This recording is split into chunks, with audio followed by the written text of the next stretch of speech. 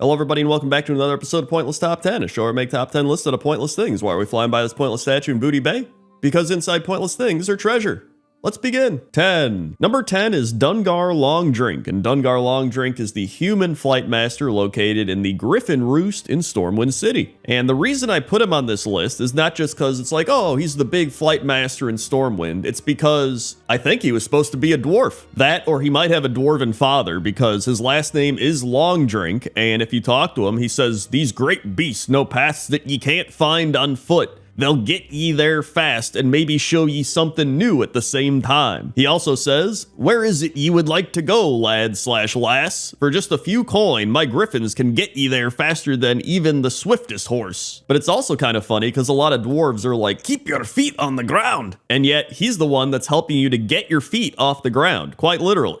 But either way, whether he's part dwarf or was supposed to be a dwarf, whatever it is, I think it's pretty fun and a cool little piece of lore to think about. So that's why Dungar Long Drink is number 10. 9. Number 9 is a Tauren flight master named Amelia Earhart, located at Spinebreaker Post in the Hellfire Peninsula, and it is clearly a reference to Amelia Earhart, which I'd like to bring up a comment I saw on the Wowhead article for Amelia Earhart from 2008, where somebody said, "LOL, she looks nothing like Amelia Earhart, but it's funny." And I don't know if this person was being serious, but it sounds like they actually were. And for some reason, I just imagine them sitting there in the chair getting really mad over seeing other references like Oprah Winfrey and Harris Pilton and being like, "She's not a Draenei, she's not a blood elf, this is blasphemy." But that's pretty much it. I mean, it's just a reference to Amelia Earhart, which I do think is pretty cool. I think this is also a good point to mention. There's like 600 and something flight masters in this game, so I spent quite a while looking through all of these and finding 10 of them, so there's actually a lot of cool flight masters that didn't make the list. But Amelia Earhart did make the list, and that's why she's number 9. 8. Number 8 is Surastraz, and Surastraz is a red dragon flight master located at the Amber Ledge in the Borean Tundra. And according to the WoW wiki, he doesn't appreciate being bothered and doesn't think highly of the Kirin Tor's more minor concerns with the Nexus War, saying, quote,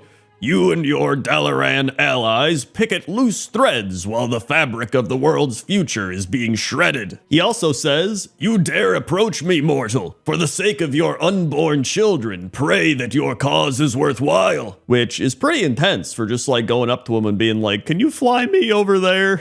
Also, following the war against the Jailer, it is reported that Surastraz is still stationed at the Amber Ledge, keeping the younger red dragons that work with the Kirin Tor in line. I also just really like the concept that there's this big dragon flight master and you're like, whoa, this flight master's awesome. He's just a big dragon. And he's just like, "I'm too old for this shit. What do you want?" And that's why Surastraz is number 8. 7. Number 7 are the Stone Fiend Couriers of Revendreth, and these are the flight masters for pretty much all of Revendreth, and they actually have the same animations as imps, and a group of Stone Fiends is called a nuisance, which is pretty funny. And this is one of the first times I'm actually putting Shadowlands stuff into a pointless top 10. There's like, I think a couple other times, but it's very few and far between that I actually do. They also say the line, "Why would anyone walk anywhere?" Which, I mean, he's got a point. He can really just fly anywhere he wants. He doesn't have to walk anywhere. Also, I found this cool fact about flight path speed, which is since Cataclysm, flight path rides move at 434% of running speed, making them considerably faster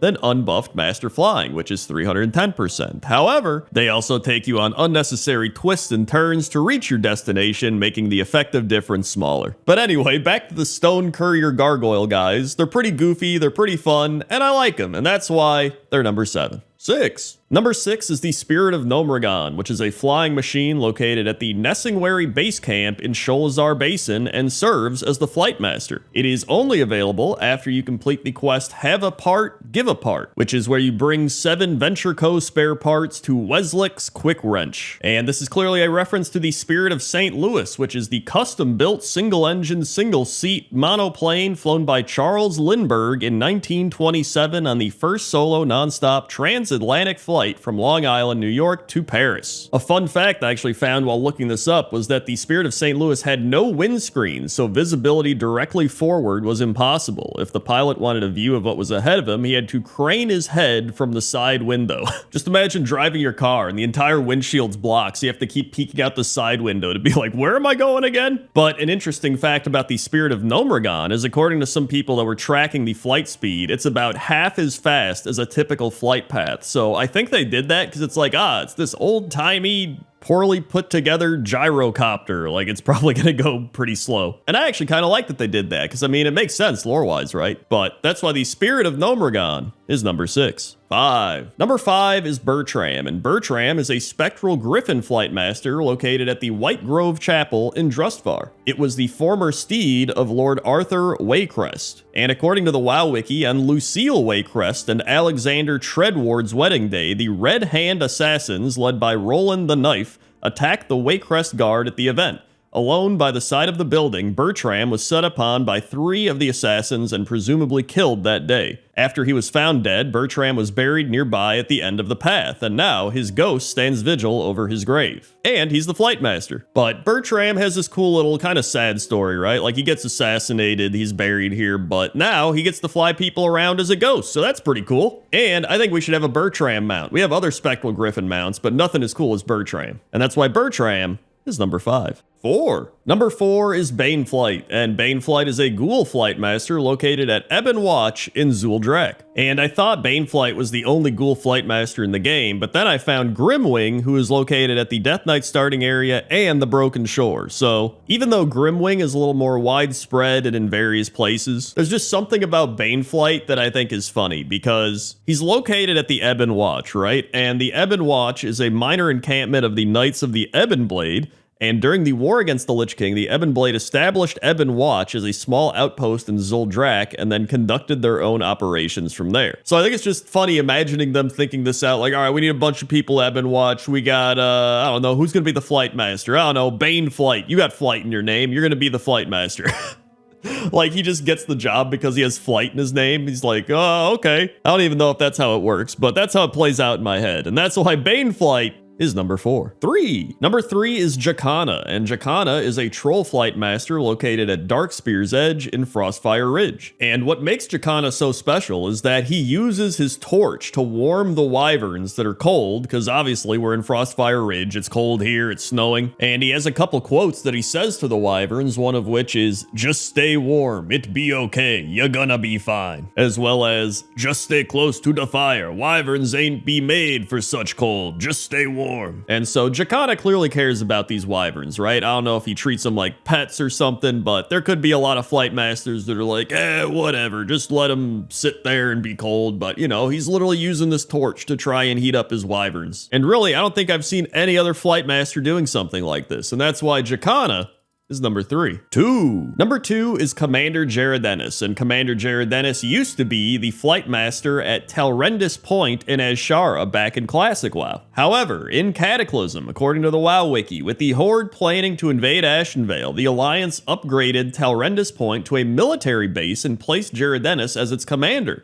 The Horde, knowing the area as the last of the Alliance defenses in Azshara, decided to bombard the area. During one of their assaults, Jaredennis was injured and the Horde sent someone to finish him off. In fact, you can even see that Commander Jaredennis is wrapped up in bandages. However, this is where it gets weird, because the quest is you, the Horde player, go and kill this guy, but he then comes back in Legion and fights off demons in the Legion invasions. So then you might say, oh, well, you know, maybe you didn't kill him, it was just you thought you killed him, right? But he literally drops his head. Like, you cut his head off and bring it to the Horde leader for the quest completion. So I don't know how he came back to life for the pre-Legion event, but he did. Maybe Blizzard just forgot that his head got cut off, or they're like, that doesn't matter. But either way, it's a pretty cool story to have a guy that was just a flight master become a commander of this whole area. So that's why Commander Jaredennis is number 2. 1. And number 1 is Omusa Thunderhorn. And Omusa Thunderhorn was a Tauren Windrider flight master located at Camp Taraho in the Barrens. And after playing my fair share of Tauren in Classic WoW, I've had quite my share of interactions with Omusa Thunderhorn. And he's actually pretty cool. He's wearing an eye patch. He's like one of the only Tauren I've ever seen with an eye patch on. And he's just a dude that loves Windriders, loves helping people fly, and just chilling in the Barrens. Because you talk to him and he says, treat the Windrider well as it takes you to your destination. May your ancestors watch over you. And he also says, though the crossroads seems to be the center of activity in the Barrens, I prefer the quietude of Camp Taraho. Which makes it even sadder when you learn that he is killed during the Alliance invasion of Camp Taraho. You can even see how it happens using a funerary totem during the quest Honoring the Dead. And he says, no, stay with the others. Escort them north, away from the fighting. I'll stay here with the wyverns and cover your escape. Go! And then you see him say, wait, is it over? I've been run through. Ah, of course, I understand now. I am expected elsewhere. And then he mounts up on a wyvern and flies away. And so even in the afterlife, Omusa Thunderhorn is pretty cool. And that's why he's number 1. Hey everybody, thanks for watching this episode of Pointless Top 10. If you want to see some more Pointless Top 10s, you go watch Pointless Top 10 Yetis from last week. That was a fun one. Or if you want to learn more about some NPCs, we had Pointless NPCs you should know about. Go learn about some NPCs that you should know about. Okay? Okay. See ya.